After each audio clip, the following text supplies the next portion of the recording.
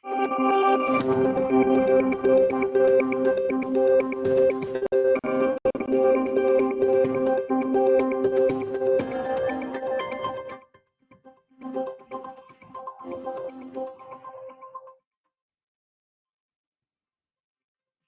Martin, we're getting very professional now. We even got its signature tune music to start the BizNews webinar. It's good to see you. What time is it in New York?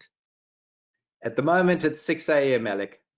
Wonderful. I'm sure you're a member of the 5 a.m. club, so you've been up for at least an hour already. I can see the dawn is breaking there here in Johannesburg. Of course, it's our noontime webinar, and today a special focus on our business partners, OrbVest, who are specialists in investing into the United States medical properties.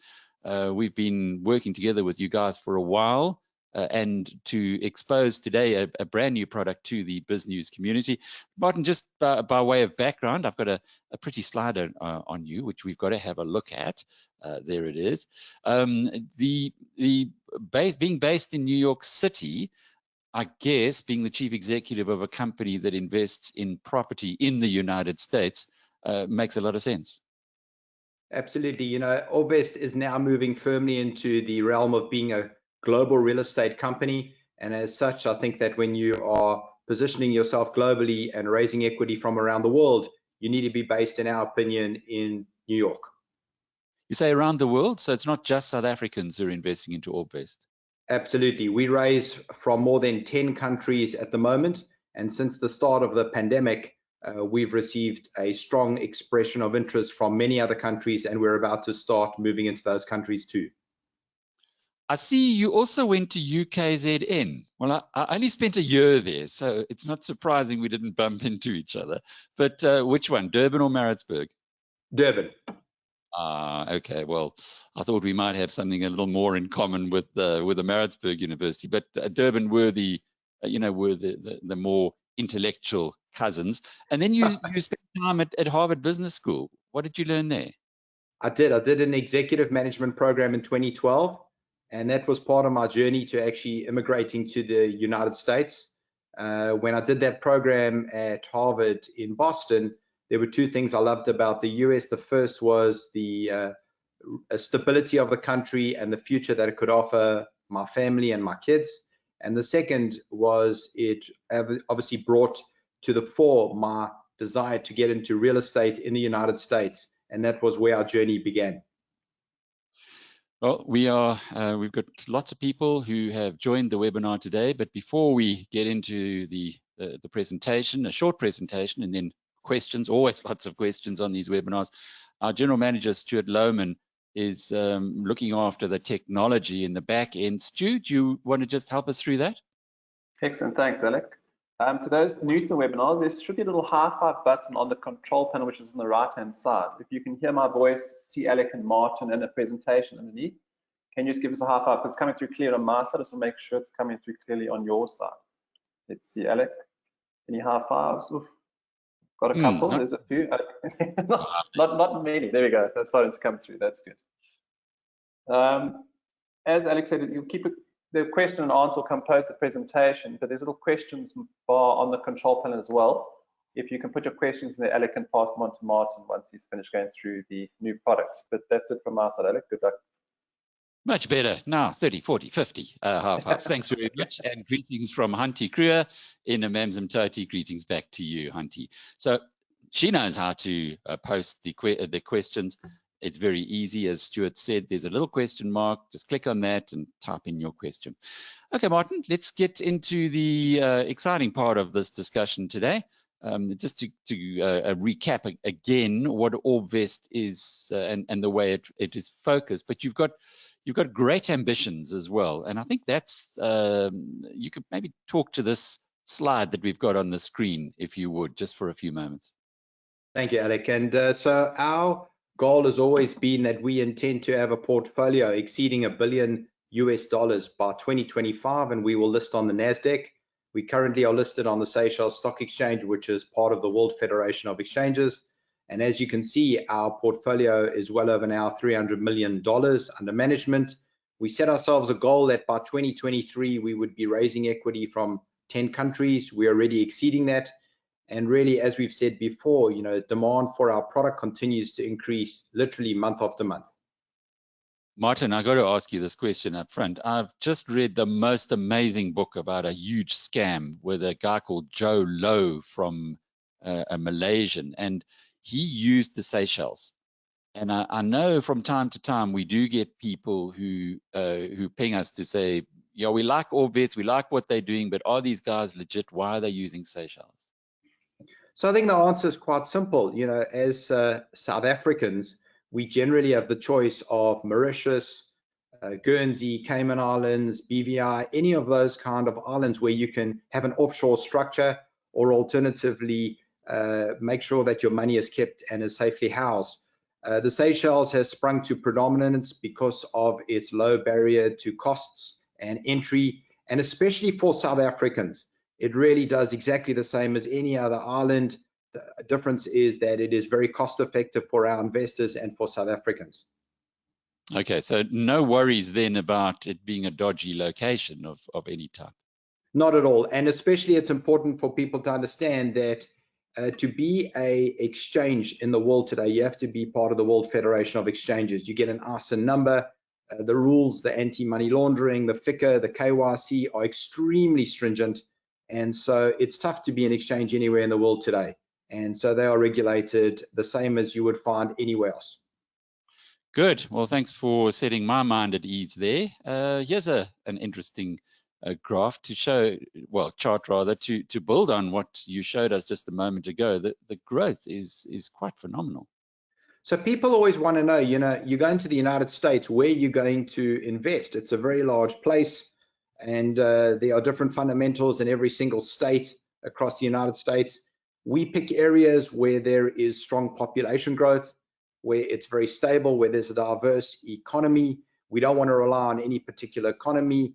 And the states that really have shown phenomenal growth in the last couple of years and continue to even going forward is places like Texas, the 4 major metropoles being Dallas, Houston, San Antonio, and Austin, and then also Atlanta, Georgia.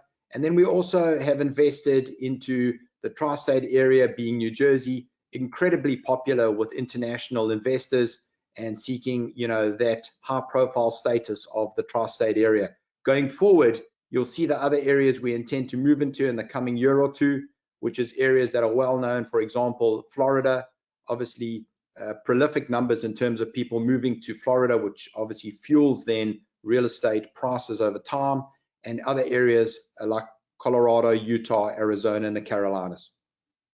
It's interesting looking at that map there. Florida and Arizona, 2 favored locations for older people, and we know that older people spend more proportionately on healthcare than younger people.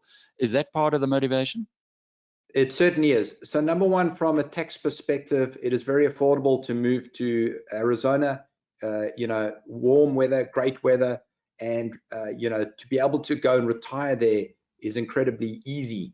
In terms of Florida, we all understand a lot of people have traveled there on vacation, and it is a limited area in terms of where you can actually go and live in, and real estate prices just continue to increase. Everything stacks up. And so those 2 areas in particular are good from a real estate perspective. And as you say, with an aging population, they spend more on healthcare. And so it's one of the areas that we would like to start acquiring real estate in. And here's some of the buildings. Do you want to take us through these? So up until now, remember, the most important thing for listeners and investors into OrbVest is that you acquire a stake in one real estate building after the other. Meaning, if you like, for example, Medical 26 or Medical 23, you purchase an equity stake in that building and you get the returns directly from that building. And so that is the reason why we are excited about our launch today of our new product, ODH. We'll talk about it in a second, but it is quite a dramatic change for OrbVest, for certain investors that are seeking a different product.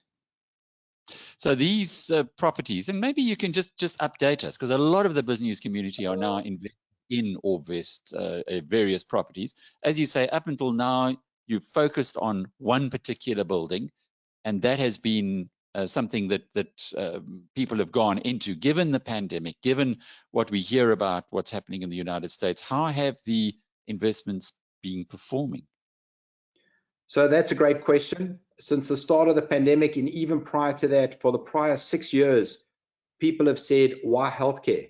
And we all know it's one of the most stable asset classes in the world in terms of real estate.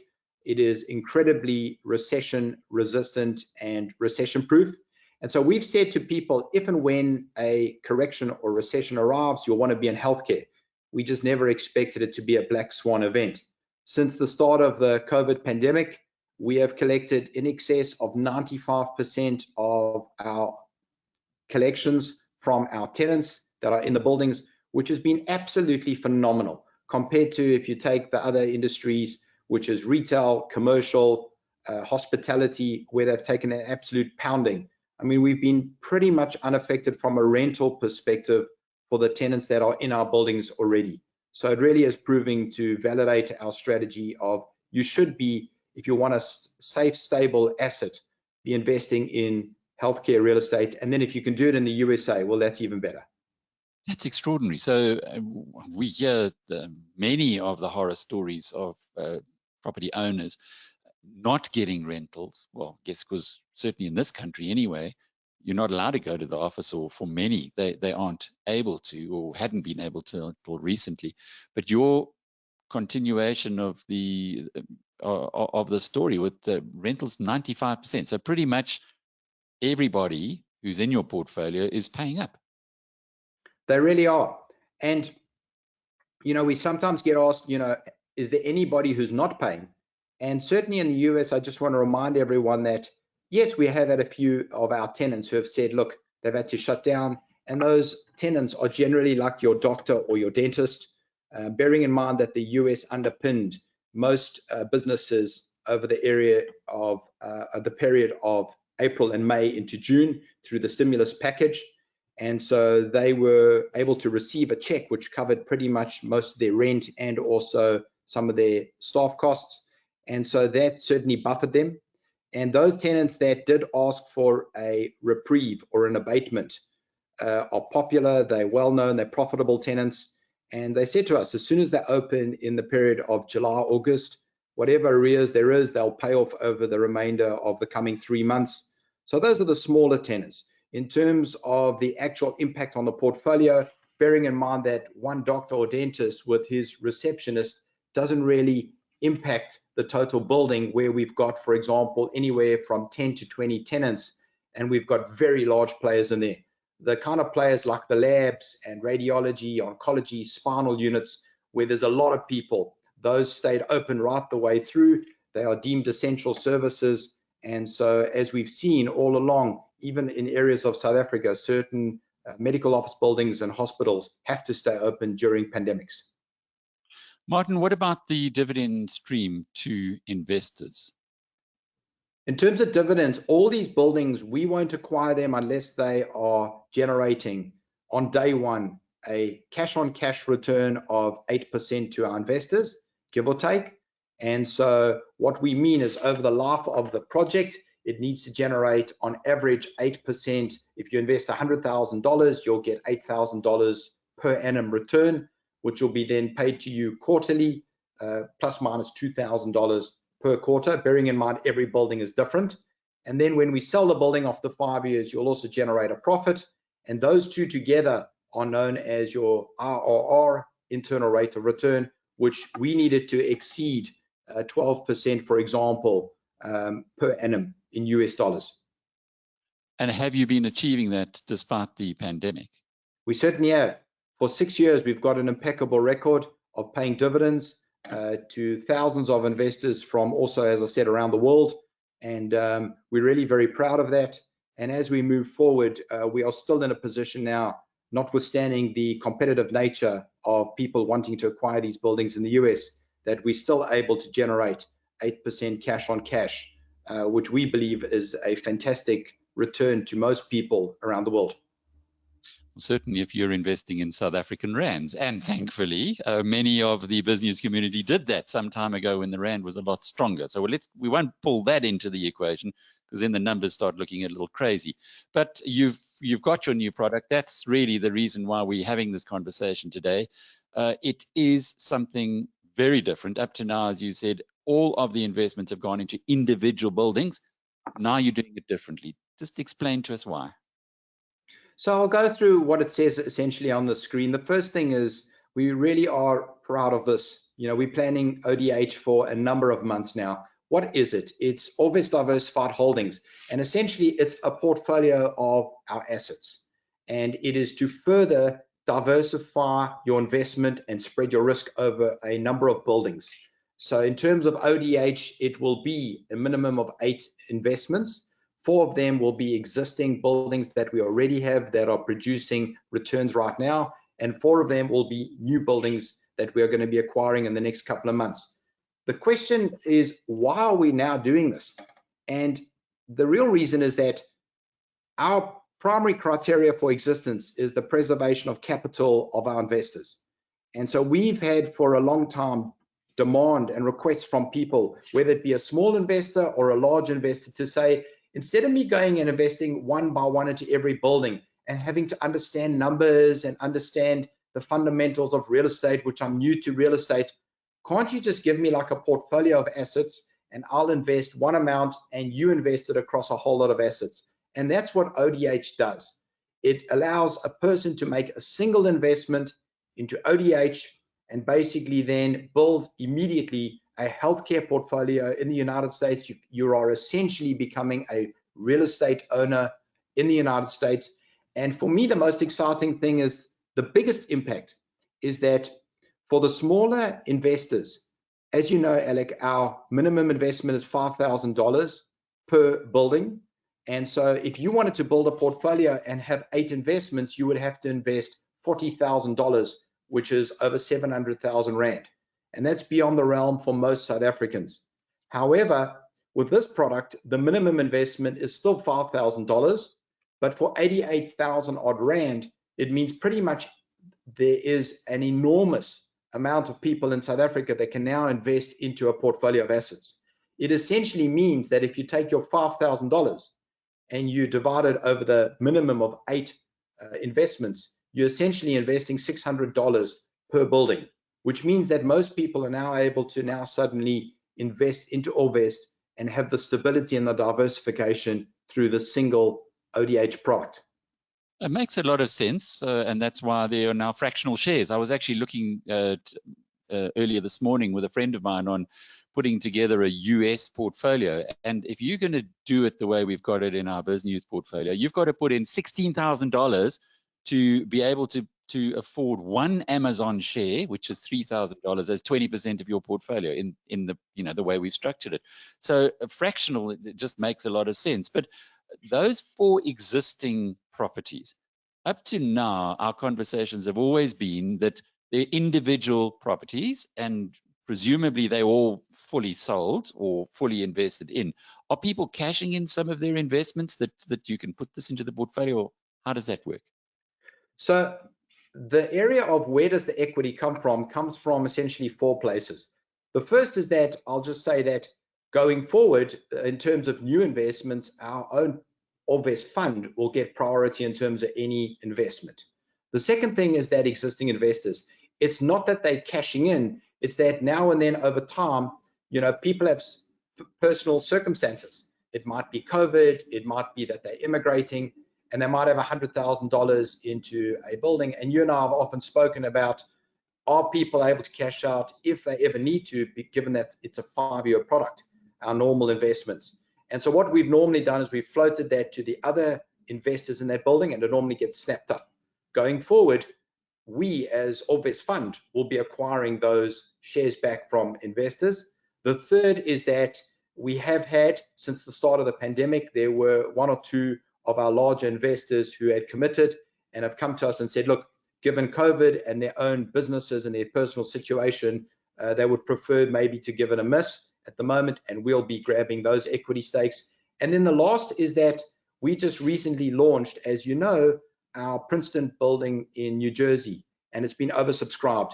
In order to ensure that we close on time within the 45 days, we'll sometimes use a last bit of bridging finance to close and ensure that we can then take down the building. That bridging amount, as we then start to repay it and cash it out, and we've acquired the building, we will be earmarking portions of that bridging amount for our fund, which means that in each of our popular buildings, we're able to somehow get an equity stake in the buildings. Obviously, there's a lot of rules around ODH. It cannot be more than 10% of the equity. It cannot be more than X% of exposure in the fund, because at all times, it's about minimizing the risk of the investor and making sure that we can deliver on the expected returns to the investor. Okay, that makes a lot of sense. We've got another chart here, or graph picture, which can maybe make it a little easier to understand. And it's really just a summary of what we're talking about. So this product will be $2.5 million raise. We really do believe that this is going to be swamped in a very short space of time, but we are comfortable that we'd rather start at the $2.5 million, allow certainly a number of investors and especially new investors to come into this very quickly and easily. And the targeted returns, the important aspect is we expect this to generate 8% cash on cash. If it does generate slightly more than that, we will build some kind of reserve into the actual product, and we expect it to generate a minimum IRR or total return of 11% in dollars per annum. How does it work? It means that you'll get your 8% as you move along, and then as you get towards the end and we start to sell these buildings, so we will then start to repay the obviously the dividends together with a portion of the capital gain. And then when everything is sold, it's then closed out and everything is repaid back to investors, including their profits. There are quite a lot of questions about that, but we'll get into that in a moment. This is more detailed. Do you want to explain to us how this all works? Absolutely. I'm not going to go through this in a lot of detail. Suffice to say that it's self-explanatory on the screen in terms of the number of buildings, the period, in terms of our expected returns on a yearly basis, which most people want to know about the cash on cash. The more sophisticated investors would be asking, what's my total return? I personally like to say to people that anybody receiving more than 10% per annum in dollars is doing very well on a consistent basis. I think the important one to note is the OrbVest asset management fee, which is 0.5% per annum. And for anybody in financial services, they'll know that that's below the normal fees usually charged of 1% and more. Below that on the table, what you can really see is a schematic of if you had to invest, for example, $10,000, what would it look like? And all of our brochures always show this. It's to just make it simple. So you'll obviously receive plus minus your 8% per annum, which means $800. And then after the 5 years, you start to see in year 4 and 5, we're starting to sell and cash out of all our investments. And that gives you a total after tax return of 11.5%. This is the minimum that we are targeting. And so we are very comfortable with our assumptions in this product. So let's just understand that the investment of $10,000 after tax, you'll be getting back $16,300. Correct. Okay. Correct. Which gives you a IRR of 11.5%. Mm-hmm. Okay, Martin, we've got piles of questions. So I'm just going to just put that last graph. What picture is that? Is that one of the cities with your buildings? Well, that's one of the pictures in the USA. We've got a number of pictures all over our various website and marketing material, and so it certainly aligns with our new marketing strategy of colors, etc. Okay. Well, okay. So let me get on to the first of our questions. Ed Gush asks, which tax jurisdiction is it in, and what are the implications for South Africans, especially capital gains tax? So this product is only through our Seychelles structure. Normally we would have international investors going through either America, through our broker dealer there, or the Seychelles. This is only in the Seychelles. It's only for our South Africans. It goes through the Seychelles. You receive the money back as dividends. Capital gains? And in terms of capital gains, whether it's dividends or capital gains, you will declare it in your tax jurisdiction. As we know in South Africa, dividend tax is 20%. And in terms of all your tax, we've got a team of people at OrbVest that'll take you through each one of your unique personal circumstances. And we always say to people, you know, we are not tax experts. We've been doing this for 6 years. It's the same questions that generally come up, but we'll always say to you, consult your accountant or a tax expert, and we have people that we can refer you to also. And just to remind you, if you'd like to pose your question, there's a little question mark button on the screen there on the control panel. Click on that and type away. Janet De Angelis asks also, what are the tax implications and also US estate duty considerations for those investing from South Africa? Well, that's the perfect thing, is that you're not investing in the US through a US structure. So when we initially started, for example, myself, I had what's known as a LLC. It's a limited liability company. And you set it up in the US, it's costly, it's expensive, and it is also very cumbersome every year. You know, you need to submit tax returns. So what we did was we listed in the Seychelles. Also, another advantage was so that we could invest via the Seychelles directly into the US and make it a one-stop shop for people. We take people around the world by the hand, we help them invest, we then do everything for them, and we manage all the various structures, and we pay it back to them in terms of dividends. So that's in terms of investing via the US. You don't have to worry about estate duties because you're not in a structure in the United States itself. That's quite relevant. Certainly the stuff we've heard about US estate duties, which can be fairly onerous. It certainly can. And so if you're a high net worth individual and you've got sufficient capital and you want to set up your own structure, you'll generally do that in one of the islands we've spoken about. Or alternatively, people have their own companies in the United States. But for most people around the world, and specifically if you look at our investors from whether it's Brazil, sometimes China, and various other countries, they just want to know, give me a structure somewhere in the world I can go into, you'll manage it, I want to get my dividends, I want to get my capital back, and it comes back to me in the form of dividends, and that's clean and simple, and that's what we've managed to do over all these years. So no nasty surprises coming around the corner. No. Ed asks, here's another question, follow-up question. He says, can the dividend be reinvested as it is paid? Absolutely. So people do 3 things with their dividends. The first thing is that they'll take it and they'll actually live off it. And specifically, ODH is a great product for people looking to just get their stable returns. The second thing, importantly, is for a lot of our investors, we always try and explain the exponential power of compound growth, which is you take your dividends, you reinvest it, you compound your earnings. And then the third is people do a bit of both. You know, they'll go overseas at the end of the year and they'll use the money to spend on vacation when they can actually travel and go on vacation, Alec.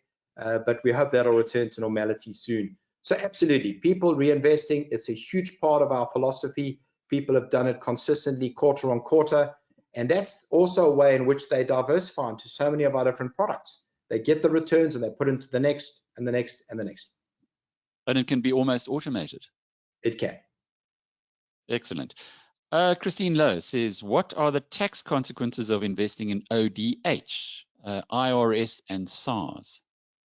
So we've spoken certainly about the South African jurisdiction. You receive dividends back at the end of the year, whether you got it from an offshore share portfolio or whether you got it from ODH or any other investment. You simply sit down with your accountant at the end of the year. You submit what you earned in terms of an employer. You submit what you earned in terms of your shares and your various other amounts of revenue, and they will do a simple calculation for you. It's completely compliant and allowed. That's South Africa. In terms of the US and in terms of the IRS, all taxation at the necessary project level is paid, and then that flows back up to the various structures and back out the country and back to you as dividends. And so that's what not only ourselves do, but it's what large players all around the world do, because we're not the only people investing into the United States. There are many other large players from around the world that have been doing this for many, many years. The only difference is they don't generally allow smaller investors into their deals. They do it all themselves. Mm-hmm. Dorian Wrigley says, are there additional fund fees for the consolidated product as compared to single building investments? No, 0.5% per annum. That's it. So you get your returns that come from the projects. There are obviously fees and different revenue streams and expenses in each building. That flows all up into the product. and we have chosen to charge 0.5% per annum. We know that it is extremely competitive. We know that it is low, but we really believe that this is a product that a lot of our investors and potential investors have asked us for a long period of time, and so we're delighted that we can bring it to market at such a competitive rate.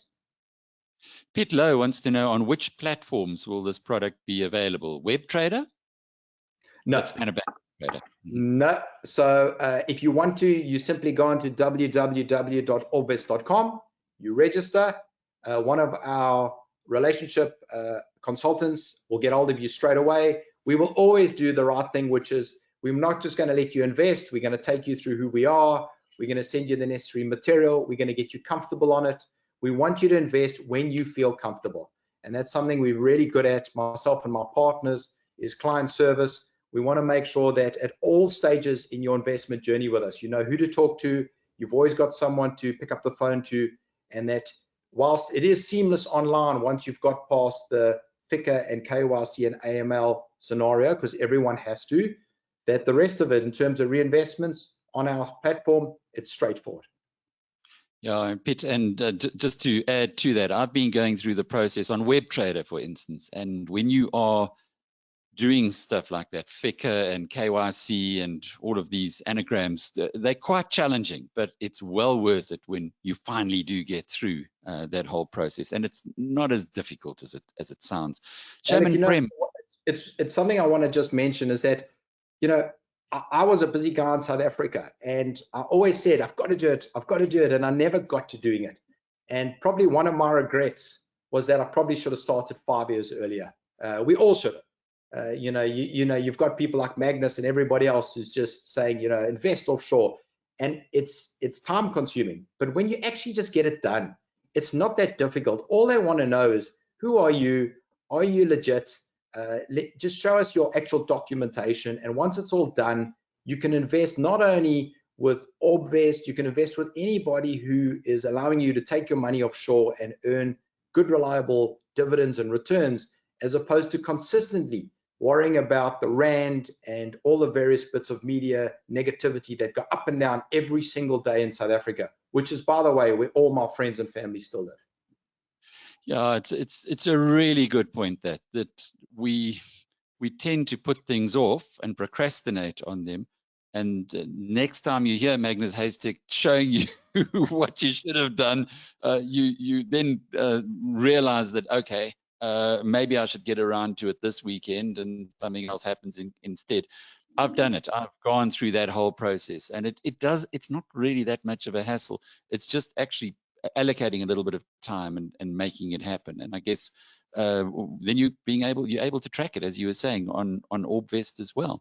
Shaman Prem. I just want to say one other thing, and that is that, you know, in terms of your listeners, I often like to say, you know, I was with all the large banks and I never got returns of 8%. And people often say to us, you know, are the returns for real? And I say, listen, we haven't got hundreds, we've got over 1,000 clients we can refer you to who've been getting their good 8% cash on cash dividends for a long period of time. Do real estate companies have hiccups? Of course we do. Do we have our issues? Yes, but that's the reason why you have a team like us who make sure that we manage it, you get your dividends, and that you can actually achieve these kind of returns in a seamless manner. Chairman Prem says, what is the process of getting your investment out at the end of the period in currencies of your choice? So we will obviously return it to you in US dollars because it is a US dollar investment. What you then decide to do with it or where it goes there afterwards is up to you. Mark Dutoy says, as it's a 5-year product and OrbVest will take up any early exiting shareholders' shares, are there penalties for exiting early? Assume they will obviously forfeit any potential gain. So there is a 5% fee that will be charged to people if they decide to exit. In terms of on the exchange, it has to go through and has to be a willing buyer, willing seller. We obviously will be the buyer. And if it is a large amount of shares, we may only decide to buy a certain portion, and then other investors will also be able to acquire these kind of shares. Because bearing in mind at all times, it's about the risk diversification. So if we have enough in a particular investment, we will then not take it up and we'll put it onto our normal secondary platform. So in terms of the fees, if you want to exit, we always say there's never a guarantee that you can exit. But up until now, as you've seen on every single one of our investments, if people want to get out, there's generally people that'll buy it from you at the right price. But you can almost bank that you're going to pay a 5% fee to get You'll out. pay some kind of fee, but bearing in mind, if you're earning 8% a year, it's 2 quarters. It's 2 quarters of your dividends and you're out. And there's not too many products around that are generating those kind of returns and still allowing you to get out if you want to. He's got a follow-up question, has Mike DeToy. He says, so there's no US tax or CITUS, S-I-T-U-S tax? CITUS. No, there is not. There is not. So you're going through a structure in the Seychelles, as I said before, which then invests into either on all our buildings, a single building, or in terms of various buildings, it flows back. We then handle it for you. We do all the accounting and structuring and pay all the costs. And then we pay it back to you in terms of a dividend. That's what you're receiving. You're receiving a dividend. In terms of every person in South Africa, you are legally allowed to send out R1 million for yourself and for your spouse also, and then also an amount for your kids. So we have great partners also who can assist in terms of getting money out if you need to. We refer you to them. But generally, every person is allowed to send out a minimum of R1 million per annum, which can go into then our structures. And most banks, it's pretty simple. Capitec not so, as we discovered in the most past. Death taxes for South Africans, asked Christine Erasmus. Sorry, can you repeat that again? Death taxes for South Africans? In terms of death taxes, my understanding is that you have a will and your estate will generally guide where the money needs to be paid. But I assume then it would go into your state and you would pay the necessary taxes in your state. But I think the point there is that there's no US estate duty liability. No. Philip Nicholson asks, why would I not just buy a REIT such as MPW listed on the New York Stock Exchange, subjected to associated governance with a longer history? That's great because most REITs have taken an absolute pounding in the last year. Remember, REITs essentially are subject to market sentiment. They move up and down, whereas you're investing into a stable building. If you look at a lot of the REITs, even in the healthcare sector, they were smashed in the last couple of months because a lot of them had gone into areas like senior living, which, as we know in America in particular, you do not want to be sending your parents to a senior living facility because that's where they had most of the impact. And so, sometimes it's just a lot easier to go into a stable portfolio of assets that's not subject to any kind of volatility. It's the same as trying to compare the prices of a share, which moves up and down all the time, to just a standalone business where every year you're going to get your profit. And so that's what we offer. We offer that stability and that consistency, so you don't have to go to sleep at night wondering what's going to happen tomorrow morning. Is it going to be up or is it going to be down? But certainly, I think that we can all agree on one thing. The REITs, since the start of the pandemic, have taken an absolute hammering. Brian Kennedy says, can this investment lead to US citizenship if $900,000 is invested? So, Brian, we get asked the question a lot. The investment you're talking about is EB5. I myself got into the United States through EB5 investment. We as OrbVest will not get involved in EB5 at all, purely because it is an amazing skill set that you need.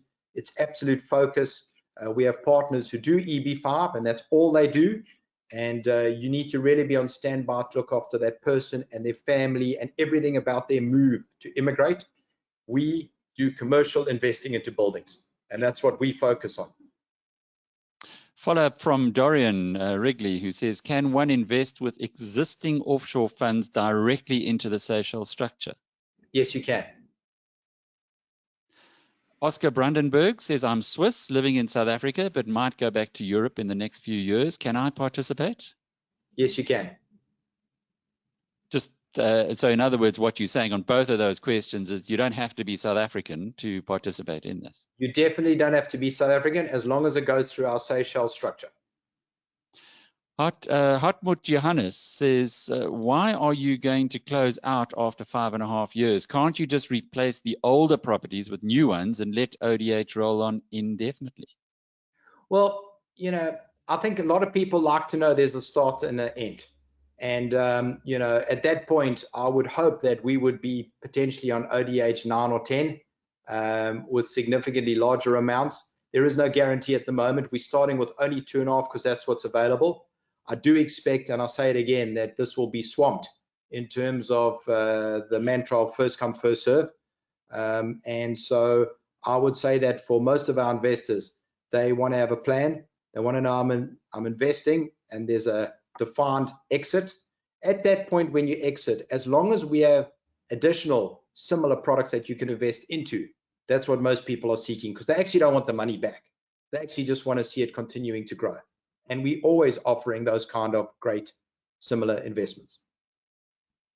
Anthony Jackson says, do you have to remain invested for 5 years, or can they be early redemption? So you got the from the one side of the spectrum to the other.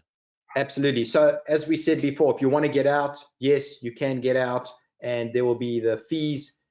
It's not always guaranteed. It's willing buyer, willing seller. But what I would say to most people is, when you invest and you start to get US dollars every single quarter consistently, there's not too many people that want to get out. They realize when they look at their other investments and they look at ours, they say, well, it's a lot easier and I'm happy with these returns. Certainly that's been our experience for most of our investors, and hence the reason why the business continues to grow and grow. Christine Lowe's follow-up question. You mentioned that ODH is an investment vehicle for South African residents. What happens with the investment when a South African investor emigrates? So when you immigrate, you give us instructions as to where your tax jurisdiction is. It needs to be paid in a compliant manner at all times to wherever you might be, and we'll follow the tax jurisdictions in that area. Pete Lowe says, sorry for being a skeptic, but it sounds too good to be true, 11% in US dollars. So Pete, in terms of, I think any kind of investment overseas, I think if you had to listen to people like Magnus and everybody else and people that have gone offshore, I think my advice to you would be, I implore you, try it. Just try it. We are told in South Africa, and I've been told for 20 years, and so are all my friends, my family, in terms of their retirement funds, you can only get your 5 to 6% in pounds or euros, and you should be thankful. That's not the case. It's absolutely not the case. And it's not just OrbVest. There are many institutions like ourselves who can generate the kind of 8% returns, and some have even done a lot better. Remember, what we're offering is two components. You're getting your 8%, and then when you sell the building, you get the additional. What separates us and why you can get it is we have an investor who comes in for $1 million. That's nearly 20 million Rand. The person investing $5,000 gets the exact same returns as that large investor. And in the past, you weren't able to get that. That was exclusively for the ultra high net worths. And what we do is we level the playing field and everybody gets the exact same return. So they're essentially leveraging a very big business and the kind of asset we just bought recently, which was maybe only 12 or $15 million. But that was a $250 million Rand, and yet you're getting the same returns for only a small amount. How do you manage that? How can you make it so that a $5,000 investor gets the same return as a $1 million investor? So one of the things, Alec, is if you look at myself and my entire team, we come from a situation of really having built nice businesses in the past. And what we have is a desire to help thousands and thousands of investors from around the world. And that genuinely is our legacy we want to leave in OrbVest.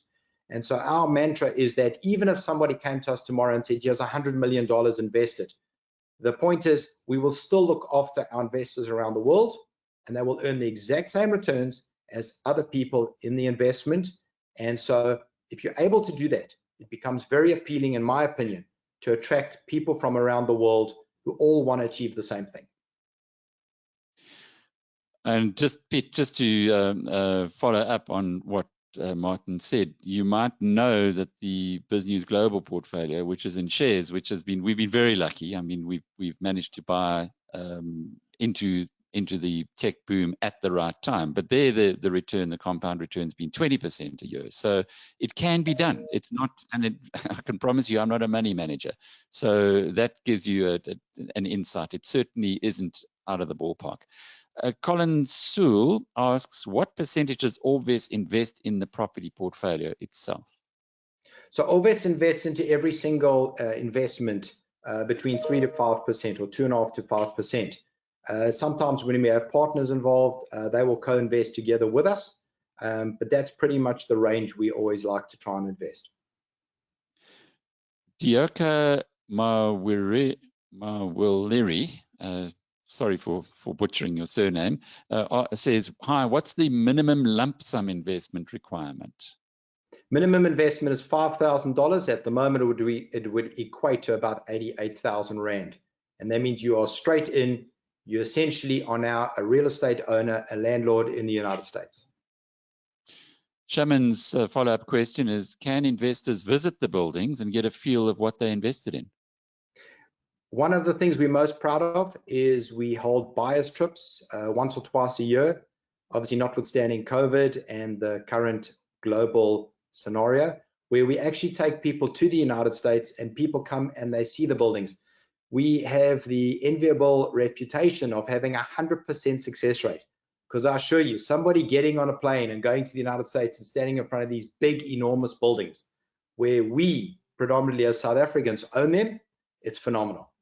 When you do that, I assure you, you will want to be an investor in those buildings. Dominic Singari says, does the Seychelles entity regularly produce financials that show all incomes and costs?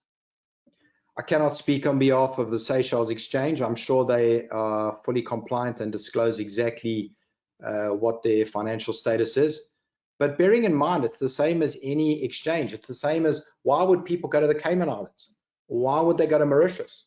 You know, it's an exchange. What it does, it facilitates the investment through regulation into other parts of the world, just as any offshore portfolio would do. A follow-up question from Dominic. What other exciting products do OrbVest have on the horizon? So, Dominic, we intend to be launching a building every 2 months going forward. We essentially now are going on to Medical 28, our 28th building. And so you can see the consistent growth in the business. We launched Princeton 300, which was in New Jersey almost a month ago. It is already oversubscribed, which is fantastic for us. Obviously disappointing for some of the investors who weren't able to get into it. But that's our goal, to bring a building to the market every 2 months. Well, you've got ambitious targets, so you got to do that to achieve it in your lifetime. Sandy Kelly asks, the model is based on the premise that the property is sold at a profit after 5 years. Is that not necessarily guaranteed? I think what Sandy's getting at is, what happens if you sell at a loss? So you are absolutely correct. If you sell at a loss, obviously it will impact the returns, hence the reason why we're into, for example, 8 to 10 buildings. But remember how buildings are bought and sold in America. They're essentially bought and sold based on your net operating income of the building. So in America, if you have a leased building, the first question you got to ask is, are your rentals market related? The second is, are there escalations in your leases? And people think there's no inflation in America. That's absolutely incorrect. There is a 2 to 2.5% escalation built into every single lease consistently for the 5 or 10 years of that lease. Because remember, in healthcare, the leases are very, very long and they're very stable. And so as your revenue is increasing, and most of the time it's on a triple net lease, which means we don't pay for any of the expenses the tenants do. It means every year your income's going up and up, which if you're buying a building in the right area with the right kind of tenants and the right kind of escalations, it will and should be more, hopefully, in 5 years' time than it is today. As you say, it's never a guarantee, and I'm not going to guarantee something, but real estate is a great investment, and expenses and cost of replacement and building increases over time. Armand Arsenville asks, instead of taking the dividend, can you not just reinvest the quarterly dividend? Definitely. So that gets back to the whole reinvestment story again. Okay, well, we've come to the end of 25 questions today. Pretty good going, Martin. I think you've managed to answer more than what might have been requested. And just to perhaps close off here, it is a new product. It is a new approach from OrbVest perspective. Are you going to be launching similar funds of this nature, or I suppose it's a bit of a fund of funds or fund of properties in the future? So in terms of the portfolio, at this stage, there is only ODH1. We are going to see, obviously, how quickly this is oversubscribed and what the response and the demand. We are very, very bullish on this, and it's been in the planning for many months. I just want to thank BizNews and yourself, Alec, for allowing us to do the official launch today. We're excited.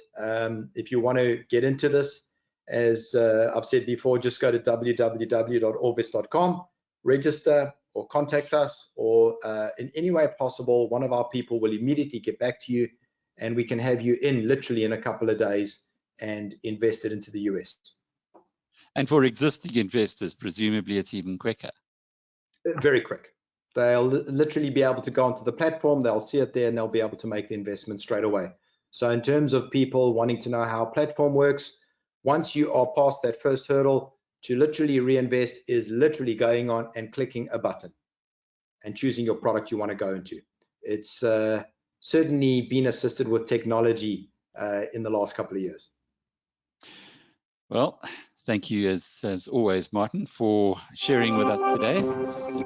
It's always good to hear about exciting new opportunities from one of our business partners, and I hope it's a pretty good day for you in New York. Thank and you as so far much.